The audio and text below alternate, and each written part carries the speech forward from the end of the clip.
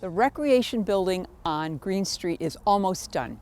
It's the final step to the renovation of the downtown, Green Street, and Goodwill Park area. Let's check it out.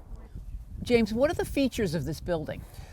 So you may recall that there's this existing building which has the granite sides, but adjacent to it was a garage structure. That is basically where we were, has been demolished.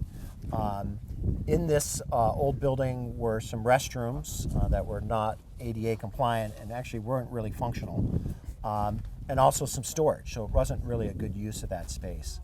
Now that the garage has been removed, we've basically gutted the interior of that building, which is now going to become a Parks and Recreation space. It's also going to be a space where people can rent for parties or for birthdays and those kinds of things. So it's sort of a multifunctional area where parks programs can be housed, as well as some community events.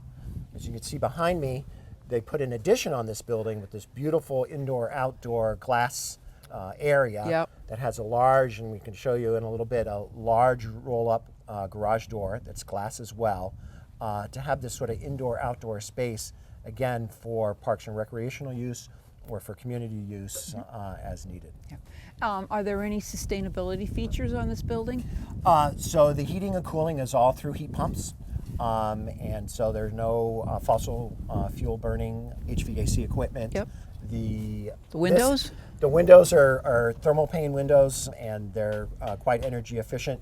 This new structure is made out of SIP panels, which are a wooden outside, a large foam center, and then a wooden inside. And those are very energy efficient. With this building, there's really not much we could do other than filling the gaps. It's a stone structure, but certainly the ceiling and the roof, which we had exposed during construction, had insulation put in it as well. And there's a historic preservation aspect to this whole project, right? Yes, this building, if we could look at the plaque on the other side, is over 100 years old, and this is one of the original buildings on site. It's interesting, when we start talking about the bathroom, we did find an old foundation as we were excavating for the bathroom, and it turns out there was a house there many years ago at that particular location. Interesting. So let's move to the comfort station. Tell us, this is a pretty unique construction, right?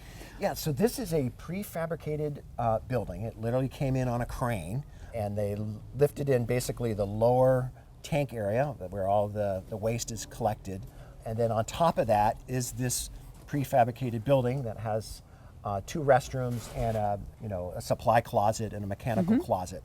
And it literally came in, boom, it was here in one day. Wow. And to help tie it into this particular building, you can see that we have some masons here now. They're putting a stone granite veneer on the face of the building, again, and that's to try to tie it into the existing structure that's here. Yeah, that's great. So, and this is a tight tank, or? So this is right now it's basically a tight tank, and this may be a time for another discussion, right? But we have the downtown sewer project that's underway. We received significant grant funding for that project. When the sewer line comes down Green Street, this building will be connected to that. Perfect. So until then, it is a tight tank. It's a very large tank, and that will then, store the waste. Okay. Let's talk about some of the landscaping that's going on here. This is incredible. Just look at this walkway for one thing. So what we've trying to do, as you know, we've had a number of big projects in town. We had the Green Street parking lot, we had Blair Square, we have this project here at Goodwill. And the plan, which is done purposefully, is to make them all sort of tie in with one another. So if you're really observant, you'll notice that the pavers that you see here are the exact style that we used up at Blair Square, again to tie it all in. If you look at the lighting fixtures, these are the same lighting fixtures that we have here, that will be over at Green Street, that we have downtown. The benches, the bike racks, and all the trash cans and those kinds of things are all the same that we use at the parking lot, as well as up at Blair Square. Yeah. So you got some really connected urban sort of landscaping situation here for us, and it works. Yeah, it does. And so, I mean, the goal is to make everything sort of tie in. and really connect the entire downtown area, which we consider this downtown. We have Blair Square as all sort of one large area where people can walk. One point I'd like to add is that we have no public restrooms, for the downtown, or certainly the folks that want Just a library. Yeah, we have the library, but there's those are primarily for the patrons. We have a lot of businesses. The addition of these restrooms is that they're going to be public restrooms. The door locks are going to be on timers, so during the day they'll be unlocked. People can use them as they come and go. In the evening they'll lock just from a safety and security standpoint. And it's much needed in our downtown area to have these facilities for people that come walk the rail trail, ride their bikes, and want a place to use the facilities. Right. This is like I said, it's a real capstone to this whole project. Yes. It's Yes, it is. in all so many ways. So over here is going to be some more grass, so or in what's this happening area, here? if you could see over in the corner there are 3 large granite benches. Those were donated by the city of Boston. They were excess from a park project in Boston. They reached out to us and said, hey, if you want them, come and get them. And so they're here. We're going to have those. So those granite benches will be positioned here through this area. We have some trees. You can see a tree in the corner that's balled up. That will be planted. So this will be sort of a grassy area with the benches as well as a bike rack.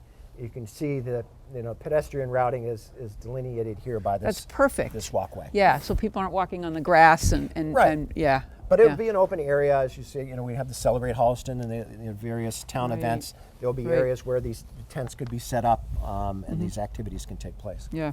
So what kind of activities I think you already covered a lot, but especially that room there is very inviting, and the plaza out in front, I could see a lot of different uses for that. It's just going to expand our community availability for gathering and meetings. Absolutely, absolutely. So much like Blair Square, where folks can sort of reserve that space or rent that space out. It's all managed through our Parks and Recreation Department. Oh. The same could be done here. Okay. If there's events, a kid's birthday party, or a Girl Scout function, or a Boy Scout function, Or a fundraiser. or a fundraiser. Yeah. This space would be available, obviously with some reservation, with planning for the public to use, and it's great to have these kind of spaces in town. Okay, what's the completion date? So as you can see, it's still under construction. The goal is to have this wrapped up in 30 days. Oh my gosh, okay. Yeah. Well, in time for spring. That's right. When it gets here. Yeah, we'll get ready for the parks programs this summer. So Exactly. yes. Great. I can't wait to see it. Thank you. Thank you. Great. For Heartbeat of Holliston, this is Chryso Lawless.